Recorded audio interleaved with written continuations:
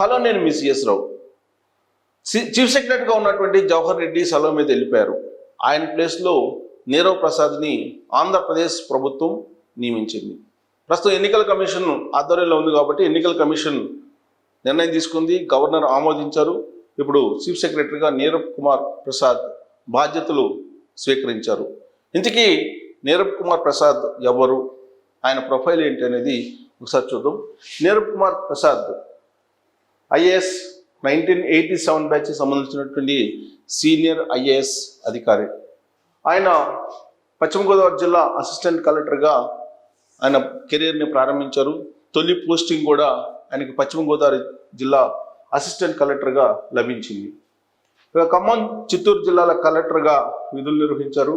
అప్పటి నుంచే చంద్రబాబు నాయుడికి పరిచయస్తుడు ఆయన, ఐఏఎస్ కాబట్టి చిత్తూరు జిల్లాలో కూడా పనిచేశారు కలెక్టర్గా. ఖమ్మం, చిత్తూరు జిల్లాల్లో పనిచేసి ఆయన గుడ్ ట్రాక్ రికార్డును కలిగి ఉన్నారు. పరిశ్రమలు, ఫిషరీస్ శాఖల కమిషనర్గా కూడా పనిచేశారు. పరిశ్రమలు చాలా ఇంపార్టెంట్ శాఖ, ఫిషరీస్ శాఖల కమిషనర్గా ఆయన పనిచేసిన అనుభవం కూడా ఉంది.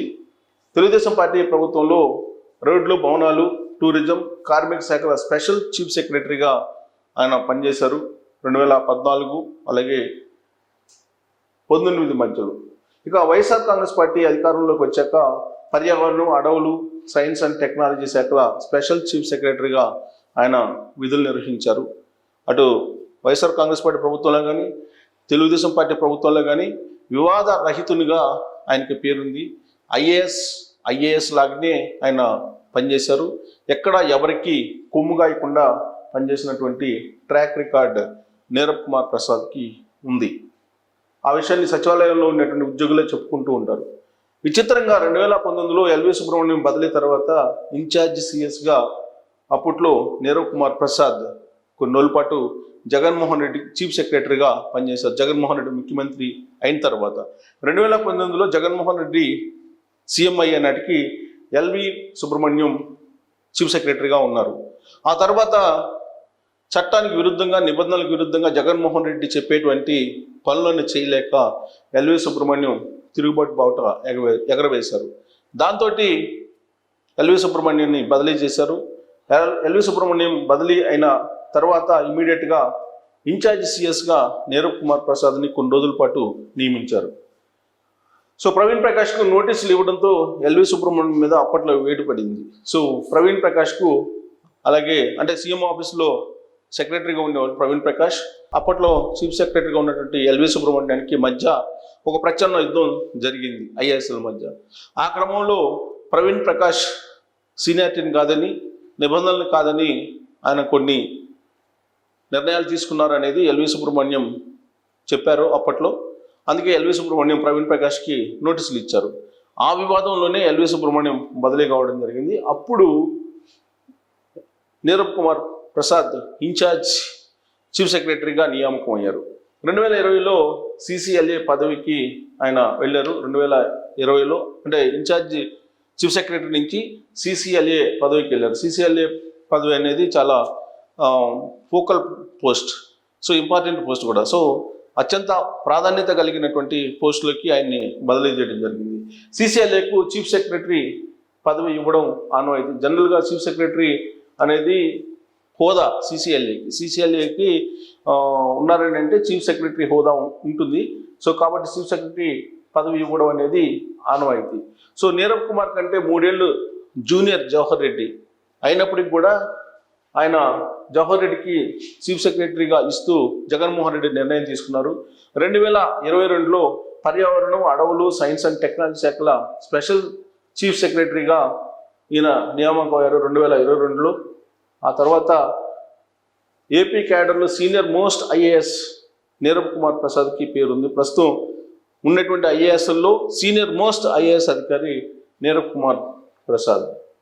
ఆయన ఏపీలో ఎన్డీఏ కూటమి అధికారంలోకి రావడంతో ప్రస్తుతం సెలవు పైన వెళ్ళారు జవహర్ రెడ్డి. సో దాంతో ఆ ప్లేస్లో ఎవరు వస్తారు, విజయానంద్ వస్తారా లేదంటే వేరే వాళ్ళు వస్తారా అనేటువంటి ఒక చర్చ అయితే జరిగింది.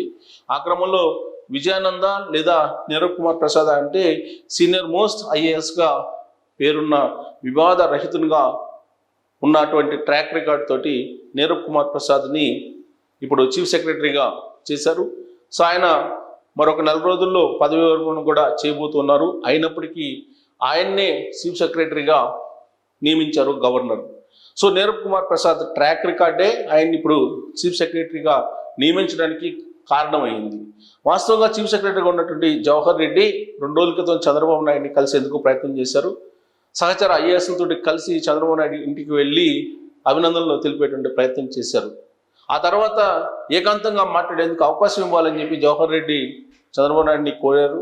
కానీ చంద్రబాబు నాయుడు ముభావంగా వెళ్ళిపోవడంతో ఆయన్ని అర్థం చేసుకున్నటువంటి జవహర్ రెడ్డి సెలవు మీద వెళ్ళిపోయారు. జవహర్ రెడ్డి కూడా ఈ మంత్ ఎండింగ్కి పదవి విరమణ చేయబోతూ ఉన్నారు. ఎన్నికల కమిషన్ ఆధ్వర్యంలోకి ఎన్నికల కోడ్ వచ్చిన తర్వాత కూడా జవహర్ రెడ్డి జగన్మోహన్ రెడ్డికి వైఎస్ఆర్ కాంగ్రెస్ పార్టీకి అనుకూలంగా వ్యవహరించారు అనేది ఆయన మీద ఉన్నటువంటి ప్రధానమైనటువంటి ఆరోపణ.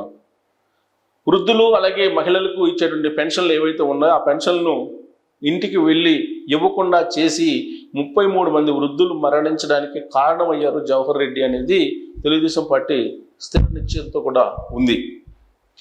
ఆ తర్వాత మేలో కూడా అలాంటి చేశారు. మే 1ని కూడా బ్యాంక్ అకౌంట్లో వేసి ఓటర్స్ను మార్చేటువంటి ప్రయత్నం చేశారు.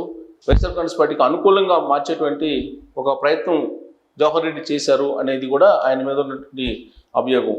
అందుకే ఇప్పుడు 32 మంది వృద్ధుల్ని చనిపోవడానికి కారణమైనటువంటి జవహర్ రెడ్డిని కాదని చెప్పి ఆయన్ని సెలవు మీద పంపించేసి ఇప్పుడు నీరబ్ కుమార్ ప్రసాద్కి చీఫ్ సెక్రటరీ బాధ్యతలను అప్పచెప్పారు.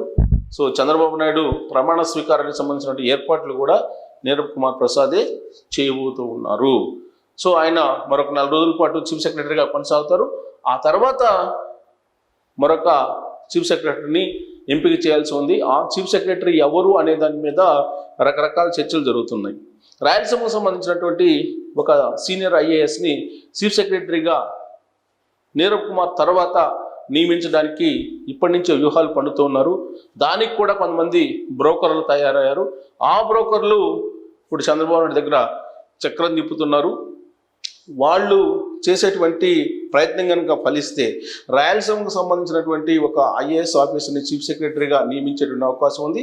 ఒకవేళ అదే జరిగితే కనుక ఖచ్చితంగా జగన్మోహన్ రెడ్డికి వైఎస్ఆర్ కాంగ్రెస్ పార్టీకి ఆయన కోర్టుగా వ్యవహరించేటువంటి అవకాశం ఉంది అనేది ఇప్పుడు సోషల్ మీడియాలో చక్కర్లు కొడుతున్నటువంటి న్యూస్.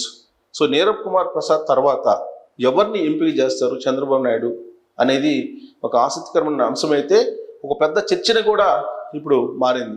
నీరబ్ కుమార్ ప్రసాద్ని చీఫ్ సెక్రటరీగా నియమించిన తర్వాత ఎలాంటి అంశాలు కానీ ఎలాంటి వివాదాలు కానీ లేవు. కానీ నీరబ్ కుమార్ వారసునిగా మరో 4 రోజుల తర్వాత ఎవరు వస్తారనే దాని మీద ఇప్పుడు చర్చ జరుగుతుంది. సో రాయలసీమకు సంబంధించినటువంటి ఒక సీనియర్ ఐఏఎస్ని చీఫ్ సెక్రటరీగా నియమించాలని చెప్పి ఒక బ్రోకరిజం చేసేటువంటి ఒక ఎంపీ ప్రయత్నం చేస్తున్నారు. ఆయన వలలో కనుక పడితే ఖచ్చితంగా జగన్మోహన్ రెడ్డి కోవర్టుగా ఐఏఎస్ మారేటువంటి అవకాశం ఉందనేది తెలుగుదేశం పార్టీ వర్గాల్లో ఇప్పుడు ఒక ఆందోళనగా ఉంది. సో మరో 4 రోజుల తర్వాత ఏం జరుగుతుందో చూద్దాం.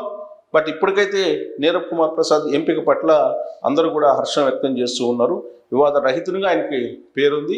ఆయన ఆధ్వర్యంలోనే చంద్రబాబు నాయుడు ప్రమాణ స్వీకారం చేయబోతూ ఉన్నారు. సో ఆయన తర్వాత వారసునిగా ఎవరు వచ్చేటువంటి అవకాశం ఉంది అనే ప్రశ్న వేసుకుంటే కనుక ఒకవేళ నీరబ్ కుమార్ ప్రసాద్ని సర్వీస్ను కూడా ఎక్స్టెండ్ కూడా చేయొచ్చు. గతంలో నీలం సాహ్ని ఆమె పదవి ఉన్న టైం అయిపోయిన తర్వాత కూడా ఎక్స్టెన్షన్ చేశారు జగన్మోహన్ రెడ్డి. అయితే ఇప్పుడు నీరబ్ కుమార్ ప్రసాద్ని ఎక్స్టెన్షన్ చేస్తారా, లేదంటే కొంతమంది బ్రోకర్లు లాబింగ్ చేస్తున్నారు కాబట్టి ఆ లాబింగ్కి కొంచెం మొగ్గు చూపితే కనుక మరొక చీఫ్ సెక్రటరీ వచ్చేటువంటి అవకాశం ఉంది. కడప జిల్లాకు సంబంధించినటువంటి అతను కాకుండా ఎవరు వచ్చినా పర్లేదు అనేటువంటి అభిప్రాయంతో ఇప్పుడు తెలుగుదేశం పార్టీ ఉన్నటువంటి కొంతమంది ఉన్నారు. సో ఇప్పుడు ఇంతకీ ఆయన ఎవరు, ఆయన కోసం ఎవరు లైజనింగ్ చేస్తూ ఉన్నారు, అదే జరిగితే నిజంగానే జగన్మోహన్ రెడ్డి కోర్టుగా ఐఏఎస్ వ్యవహరించే అవకాశం ఉందా అనే దాని మీద మీరు కామెంట్ రూపంలో మీ అభిప్రాయాన్ని తెలియజేయచ్చు. Thank you very much.